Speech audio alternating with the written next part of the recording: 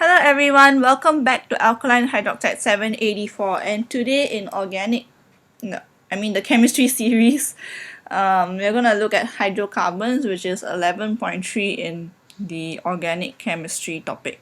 Okay, I'm a bit scared I might forget some of the stuff that's actually the syllabus is talking about here, so if I do that, you'll probably hear a pause at some point of time and some random mouse clicks and stuff. But for the most part, I think I should be fine. So I'm going to go through the learning outcomes as usual, and we'll start with the first one, which is about alkanes unreactivity. Well, I think it's pretty obvious why alkanes are not very reactive. First of all, they just have a bunch of single bonds. So like the thing is, even though single bonds seem easy to break, at the same time you don't have something that you can add onto. You have to break the bond and then put a new thing to it. Whereas for a double bond or something, you only need to break the pi bond per se. You can still, like, the sigma bond is gonna be harder to break than the pi bond. So in a way, it's more unreactive because there's no double bond, there's no triple bond, like there's no room for substitution. So for addition, it's more of substitution, or you have to eliminate it, that kind of thing. Yeah, so, and the other thing is that it's not very polar because, well, there is no OH or anything. I mean, if you're strictly speaking of a pure alkane, there is no O, there is no polar element in it, so there's no polarity to the alkane, and therefore it doesn't react well with polar reagents especially. So yeah, that's pretty much it. And also the thing about the C and the H is that that bond doesn't really break very easily because there's not, like, the bond itself isn't that polar, and it's also decently strong actually. The CH bond is quite strong. Okay, so the next one is describe the chemistry of alkanes as exemplified by combustion and free radical substitution. And they usually talk about ethane here, so okay, but anyway, it's not really the point. For combustion, we know that alkane is, well, like the general formula for alkane is CnH2n plus 2. So if you were to combust it, you would be then putting like a certain number of oxygen, and then it becomes CO2 and H2O. That is, if you're looking at complete combustion. It's possible that sometimes it may be incomplete, and in that case you just have to balance the equation out yourself. But if it's for complete combustion, you can have the CO, like there's NCO2 and there's 2n plus 2 divided by 2, so yeah, it's n plus 1 H2O. And for that, you would then have n plus 1 over 2 O2. I hope I said that correctly. Just refer to the equation that I write out because I cannot really visualize what I'm saying. I don't have a piece of paper with me right now. Anyways, so next one is, yeah, so for combustion, it's just very simple. You just react it with oxygen. It's exothermic and it releases a lot of heat. So that's pretty much it. It's a pretty straightforward reaction and you're very familiar with it.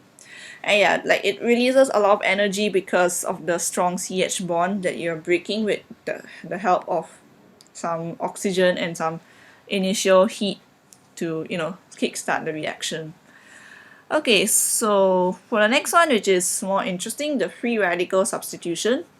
So the conditions for this is, of course, you're looking at substituting in chlorine or bromine. Like you remove the H and you put in a Cl or a Br. So the conditions for this is, of course, UV light or like sunlight, or you can put heat. So those two conditions, like either one of those would help to do some free radical stuff down there. So what happens in free radical substitution is that the UV light breaks the bonds within chlorine and within bromine, like the inside the molecule between the Cl and Br, for example, and that in turn decides to join with the alkane, and then yeah, it's basically just like a reaction that involves a lot of radicals. So we're going to describe the mechanism for that, and we'll discuss it in terms of the A-level template: initiation, propagation, and termination. Okay, so in initiation we have okay, let's say ClCl. So ClCl has a bond in between the two Cl's, I guess, and because of the UV light, the bond breaks, and we have one electron going to each of the Cl. So you'll be seeing that drawn one electron to each of the Cl, and from there the two Cl become radicals in a sense. And since they are radical, they will try to not be a radical anymore by making other things radicals. So what happens, a radical Cl, so the initiation is just the Cl breaking up. So the propagation is where the radical Cl joins with the alkane. So the radical Cl goes to an alkane, and it first steals the H from the alkane. So that's what happens, and that makes the alkane into a radical. And the termination, like the termination part, is when you have the product. So if the Cl radical and the alkane radical join, it becomes a product. If the alkane radical and the alkane radical join, it becomes double the alkane. Like, okay, not really double the alkane per se. Actually, yeah, it's double the length. Or if the two Cl join together, you get Cl2 again. So that is the product of that reaction. I think for propagation it's more like, oh wait, sorry. In propagation, right, what happens is after the alkane radical is created, it will then attack a separate Cl2 molecule, and one of the Cl will join the radical and the other one will become a separate Cl radical. So that's what happens in propagation. So you've seen it nicely drawn out, and I hope you understand what's going on. Okay. So the next learning outcome is the general reactivity of alkenes towards electrophilic reagents or electrophiles. Okay, so alkenes, now moving from alkane to alkene. So alkenes have double bonds, and that makes them suitable for a certain kind of reaction. So the double bond means you can add stuff to it. And the point is, the double bond has a lot of electron dense, it's like quite electron dense over there. And the electrophilic reagents love electrons. We learned that 2 topics ago.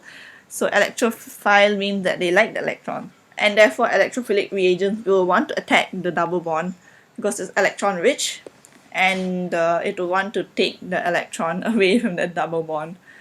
Yeah, that's like the layman way of explaining this. But in terms of explaining it sensibly in your paper, I suppose you can say that, yeah, just say that it's electron rich, and therefore it is susceptible to attack by electrophilic reagent because it acts as a, oh come on, okay, yeah, which allows like addition reaction to occur in a sense. Yeah, anyways. Yeah, actually I don't really think there's any other real, there's nothing extra to really say about it. That's pretty much it. Okay.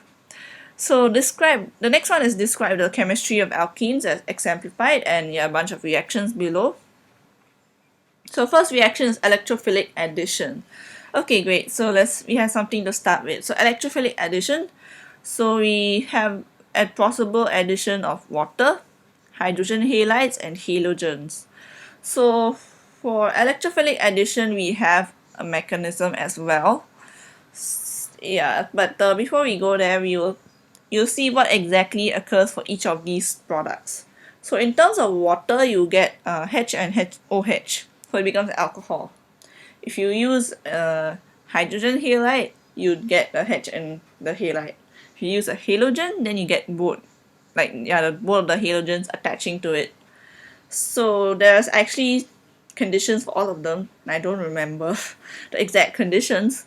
So if later on I will just write it down here so that you can refer to it. But I suggest you just look at your notes for the conditions, because there's no point in me reiterating them in words. So instead I'll discuss the mechanism, which I think is more worthwhile.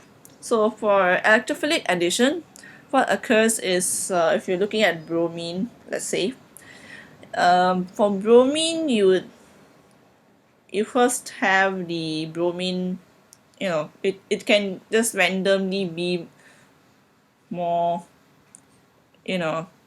negative on one side, like ID kind of distribution, but that's not really the point.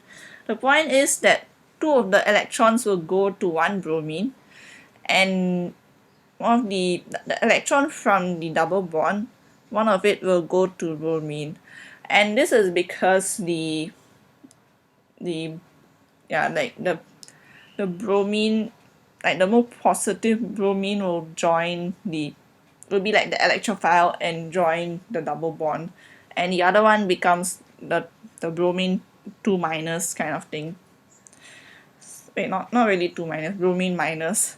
And then afterwards, when this occurs, the double bond has to break, right? So it creates a carbocation, and the carbocation is positive in a way, and it's kind of like electrophile, and the bromine with the extra electron is like a nucleophile, so it will attack the carbocation and join it. Yeah, it will join it, and that creates two bromines attached across the double bond. And this can be replicated with water and with HCl/HBl. So for water, you would have the H being the H plus and OH minus. I think you can tell which is the negative and which is the positive here. And for HCl, HBl is also pretty obvious. So the H is the positive one and the Cl or Br is the negative one. Okay, so yeah, that's pretty much what happens. For the next reaction, we have reduction via catalytic hydrogenation. As I said, for all of the reactions, I will just write down the conditions because I probably don't remember it. Okay, so for classic hydrogenation, you're trying to add hydrogen to the bond. And this is slightly different from electrophilic addition because hydrogen doesn't really require, or at least the way that you're doing it is using a catalyst. You're using a special catalyst to do it. I believe it's nickel, nickel, and then it's like a certain temperature, 150 degrees Celsius, and 150 atm or something. I don't remember, honestly. I'll write the correct conditions on the piece of paper. So yeah, so that's reduction. So you're just adding two H's across the bond, and that would that will reduce the alkene to alkane. Okay, so the third reaction is oxidation by cold alkaline solution of manganate, manganate VII ions to form the diol. VII is 7, right? Yeah, manganate 7 ions.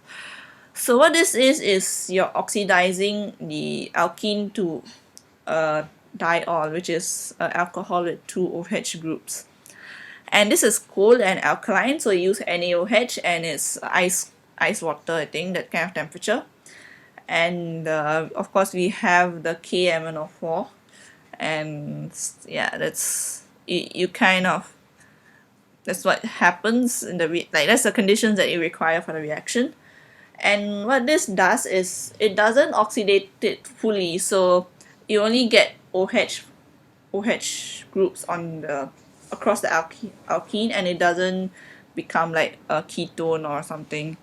Yeah, so not really, yeah, so it doesn't become like the, what's that, what's the other thing, ketone, aldehyde. Yeah, aldehyde basically doesn't become aldehyde. So yeah, so in that scenario you only get the 2 OH bonds. But when you have a full, when you have a full a stronger oxidation using hot KMnO4 and acid like H2SO4, I believe, if you use that, then you will get the double bond being ruptured, and you get a full oxidation across on each of the fragments. So the double bond, what you can imagine it is like you cut the double bond in half, and to each part of that thing you add a O. so it becomes a aldehyde, like they both become aldehydes. And what this means is you can actually, if you know what you created, you can then figure out like like let's say if you want to know if your alkene is symmetrical, in a sense symmetrical about the double bond, then you can do this oxidation using hot MnO4 KMnO4, and then you can see whether all of the product is of the same, you know, MR, or whether there's two different products or not. So if it's all the same product, then you know that it's symmetrical. That's that kind of a logic to it. Yeah, so when you are presented with what happens when you oxidize the thing, you need to know where all the double bonds are and what it can become, whether it's aldehyde or ketone or whatever it is. Yeah. Okay, so describe the mechanism of electrophilic addition and alkenes using bromine with, oh wait, I already said that, okay, never mind. So next one is Markovnikov's rule. Right, so Markovnikov's rule is used for addition, basically for like you can use it for the hydrogen halides, or actually yeah, hydrogen halides and water, you can use it for those two scenarios. So you need to know where the positive thing goes first, right? I mean, if it's a halogen, it doesn't matter because it's the same thing on both sides, like Br, Br, Cl, Cl. But if you have something where there's one more positive and one negative and they're two different things, like HOH minus or HCl minus, yeah, you need to know where the H plus goes, right? And in order to figure that out, you need to know what happens after the double bond breaks. You know that, like, you need bonds for both of the C's, and the H will fulfill it for one of the C's, but the other one will become the carbocation. And in order for the reaction to be more stable, you need the carbocation to be stable. So the carbocation that will be more stable is the one that is more alkylated, like the one with more alkyl groups to it, the more substituted one. So why is that the case? Because alkyl groups are electron donating, and that will make the carbocation less positive. However, if you just have hydrogens, it's not so electron donating, it's pretty not very helpful, and therefore it will be less stable. So the hydrogen will then join the one which has more hydrogens, because the other carbon is gonna be a better carbocation anyway, so it will join the one which is more primary, I guess. And the Cl will join the one that has all the alkyl groups on it. Yeah. So that's how you can figure out where the HCl will be added if the alkene is unsymmetrical. And yeah, you can use this logic to explain why that happens. But of course, it doesn't mean that it cannot add the other way around. It can, but the other product will be a minor product. So the major product is determined by Markovnikov's rule, and the minor product, which is created in much smaller amounts, is just the other possible thing. Yeah. Okay, so the next learning outcome is in benzene and alkene difference using delocalization. So first aspect is in terms of reactivity towards electrophiles. So first of all, we need to establish that benzene has delocalization of pi electrons throughout the entire ring. So it's like all 6 carbons got this wonderful electron cloud, you know, like a ring, all the electrons just zooming all around that ring. In the alkene, you only have just these 2 carbons in a double bond, and there's not really much area to go in terms of delocalization, so it doesn't really delocalize. So the delocalized electrons in benzene make it much more reactive towards electrophiles because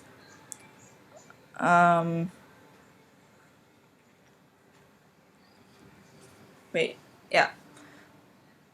Where was I? Okay.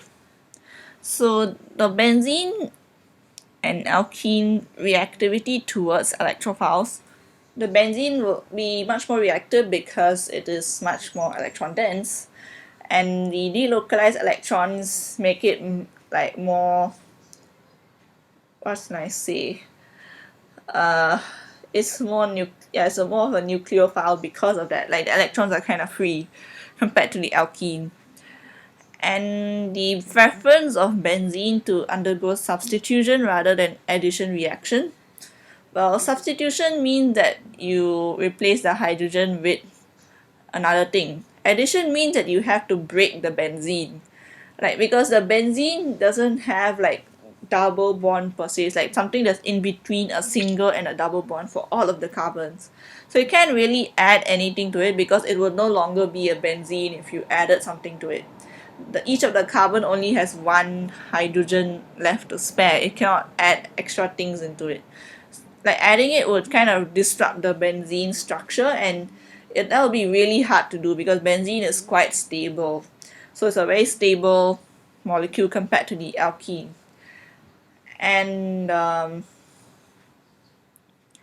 yeah, so in terms of addition, benzene will not be very reactive in terms of addition of electrophiles.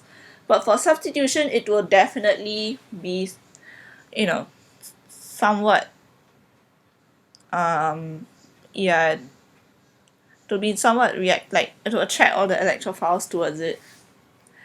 Okay, so yeah, so in terms of substitution, you're replacing the H with some other functional group. It can be a Cl or OH or some other thing as well, like amine, that kind of stuff. So in terms of the different kinds of stuff you can add to it, like substitute the H for, that's for the next learning outcome, the different chemistry, like the different reactions. The first one is electrophilic substitution with chlorine and bromine. So electrophilic substitution means that you have a positive chlorine, not a negative one, a positive one, and that is electrophilic. And therefore it will be attracted to the benzene and then replace the hydrogen. Or something like that, I think. So in electrophilic substitution, we use AlCl3 because we need that in order to create the whole ion that will help us do this thing. So if you put a chlorine with like chlorine 2 plus AlCl3, you will then get a AlCl4 minus plus a Cl plus. Yes, so this will create a Cl plus thing that will want to react with the actual oh my, so that will want to react with the benzene. So what will happen to that Cl plus? The Cl plus gets a like the benzene kind of attacks. Wait, does it attack the benzene or does the benzene attack it? But anyway, something happens and a bond is formed between the benzene and the Cl. And you might be wondering, wait, that can't just happen, right? Well, it kind of happens for a small period of time, and the benzene becomes a carbocation with both the H and the Cl. And since the H is an unnecessary thing, its electron goes back into the benzene, and the Cl in the AlCl4 minus will attack the H, and therefore you will create HCl, and you will get your chlorobenzene. Yeah, that's basically what happens. That's the mechanism for that. Okay, so the next possible reaction is nitration with concentrated nitric acid. Okay, so for nitric acid, HNO3, we also need sulfuric acid, H2SO4, concentrated, both of them concentrated, and we need it to be somewhat hot, at least like 55 degrees or something, and then you will get a NO2 group or something. Yeah, you get NO2 group on top of the, wait, NO2 or NO3? You get something, yeah, you get an NO2 group on top of the benzene. So how this works is that the sulfuric acid and nitric acid will react together to create an electrophile, and this will then react with the benzene, much like the chlorine plus. Yeah, that's pretty much what happens. So the sulfuric acid is regenerated at the end. And like in the first one, we saw the AlCl3 also being regenerated at the end, and that's why they're called catalysts and not actual reactants. So they are regenerated and they don't actually get consumed in the reaction. So the last one is the Friedel-Crafts Alkylation with halogenate alkanes, and this is using FeCl3. This is different from AlCl3 because the way it works is different. So what happens in this is that we have like this alkane with a Cl on it, so it's a chloroalkane, and then we try to put the alkane onto the benzene ring and not the Cl. We're not trying to put Cl on it, but the alkane. So how we're gonna do that is we have our FeCl3, and that will help to get the Cl out of the way and get the alkene onto the benzene ring, and then the H will join the Cl, and then you get your you get the benzene with the alkane on it. So this kind of like electrophilic substitution as well. Okay, so so after that, let's look at the effect of delocalization of electrons in arenes in such reactions. Okay, so delocalization of electrons, we have that whole ring, right? So the delocalization of electrons means that once you try to break it, once you try to break one part of it, the rest of it will be somewhat stable, but at the same time it's like it wants to close back again. It's not as stable as benzene, and that allows the reaction to come to a completion once you start it off. So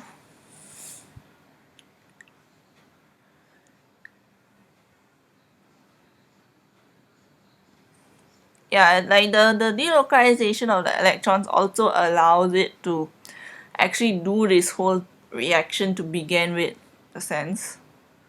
So yeah.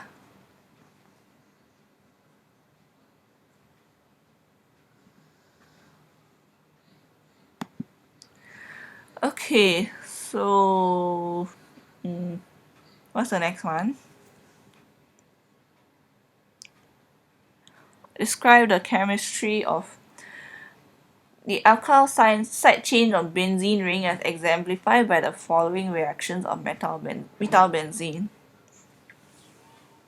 So now if you added the alkane to a benzene, you then have this side chain that you can react. And just like any other alkane, it can react in free radical substitution, or you can also just oxidize it off and make benzoic acid.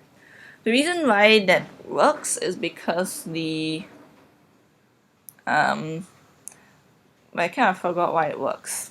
But yeah, it works. When you oxidize it with KMNO4, if you think about the double bond, right? Like the double bond is where you cut it off. But here you can't really cut the benzene, of course. You're not cutting the benzene up. But you're cutting the bond in between the benzene and the carbon in the benzene and the alkene ring instead. And that will create a COOH in a sense. Sorry, not actually yeah, like it's not really even the carbon and the alkane. It's the first carbon and the alkane that becomes COOH. Because of the benzene, it's more likely to just cut off the rest of the alkane and stick the benzene, and then it becomes COOH. Okay, so the next one is predict whether halogenation will occur. Okay, so how do we know where the Cl goes in, like if you have a benzene with an alkyl side chain? Well, you see what reaction is going on. Like if it's something to do with UV, then it will happily join literally anywhere. If it's something that doesn't work in alkanes, like the AlCl3 kind of thing, then obviously it won't join in the side chain but only in the benzene. And the position of where that halogen will join is based on the position, like the position of the side group. And how you can predict it is you can think of like you have this information called whatever, like number directing groups, right? So you have meta, para, auto directing groups, and you can find this in the wait, is it in the data booklet? I think so, yeah. So if you go to your part, like this part where we have the orienting effect of groups and aromatic substitution reactions, you can then see which groups orient the thing in which direction. So for example, OH or OR and like amide related stuff or alkyl will direct it to 2 or 4. COBr and I will also direct it to 2 or 4. So what directs it to 3, it will direct the CO2, like CO2H, NH3+, NO2CN, that kind of stuff will direct it to 3. So what this means is that you take the side group as the first, as the position number 1, and then you just count it either clockwise or anti-clockwise, 2, 3, 4, 5, 6. Wait, yeah. And then from there you can choose which positions it will go to. So those positions will be like the major products. It's still possible for it to go in the other ones, but it will mostly go to the positions that the side group directs it to. Yeah, okay, so the next one is, where's the next one? Whereas I scroll down and then I scroll back up and I don't know where I am. Okay. Okay, so the next learning outcome is the environmental consequences. Oh, okay. Right, so carbon monoxide, nitrogen oxides, unburned hydrocarbons arising from the internal combustion engine. Okay, well actually you know that these are like greenhouse gases, acid rain, like they can create acid rain, that kind of stuff, right? So I think you all are already experts on that, but in terms of why this is like why these things even come out is because when you combust, it doesn't always properly fully combust, so you sometimes have CO instead of CO2. And the nitrogen oxides will come if you have some nitrogen in your fuel or something like that. So you want to remove that and make it something a little bit less harmful. And for that you use a catalyst. Basically it's kind of like the platinum palladium kind of catalyst, and if you use that it will oxidize fully and it will become slightly less harmful stuff. Yeah, so carbon monoxide will become CO2, nitrogen oxides will become N2, and hydrocarbons will then become CO2 in the sense. Yeah, so this for the combustion reaction we saw in the very beginning. So you use those conditions and you'll get the correct, like, complete combustion. So if we have gases that contribute to the greenhouse effect, what does that mean? I think, as I said, we all are probably experts on this already. The earth becomes too warm, then the ice will melt, everyone will be in danger, that kind of stuff. So obviously you don't really want them to be going into the air. And yeah, that's pretty much it. Just use your common sense when you answer a question about that. Okay. So final learning outcome is about petroleum. So petroleum is a finite resource, and the reason why it's finite is because it was created in such an unusual way, like in very very very long ago, like all the dinosaurs and stuff, all those animals that died, they got crushed by the pressure of the rocks and like all the different rocks that layer on top of them for years and years, and the pressure made these I'm not sure the dinosaurs, more like other smaller organisms usually, and plants especially, a lot of plants. So these like the organic matter just became like petroleum in a sense because of the pressure that been exerted on them. So of course some of it becomes more of like coal or that kind of thing. Some of it is more petroleum. And that's why it's very hard to extract petroleum just from anywhere. You have to like dig deep in the ocean and find it, because that's where you get a lot of pressure. And that's how you get petroleum to begin with. And that means there's like not some infinite amount that keeps regenerating every year, because it takes millions of years to get that pressure there. And you can't just suddenly create petroleum out of nothing, or at least out of whatever we have right now. and therefore it's a finite resource, and yeah, we will probably run out of it if we just keep using it. And that's why it's important to recycle, because petroleum is also used to make plastics. And yeah, you crack the petroleum, you break it down into smaller things to use for, like smaller molecules to use for plastics. And that's why we have the alkene. There's those, like those kind of reactions are actually required in order to break down the petroleum. And yeah, the petroleum can be made into plastic and other stuff, and that's why it's important to recycle, so that we can reduce the creation of new plastics and instead try to recycle it back in. Yeah, that's pretty much all you actually need to know. But the problem is, in reality, it's quite hard to recycle plastics, because there's so many different kinds of plastics that it's quite hard. You can't just combine two of them back together. You have to combine the same kind of plastic with the same kind of plastic. So even if they have the triangle with the 1, 2, 3, 4, 5, 6, some of those numbers aren't very recyclable in terms of the country's program. Technically they're recyclable, but the program doesn't really account for it. Yeah, so only some of them are counted as recyclable. And even then, it's quite hard to recycle them. It takes a bit of energy to actually recycle plastics. Yeah, so that's about it. If there's stuff that I didn't say, I would have written it down. If there's anything I missed out or something you want me to cover, then please do comment below.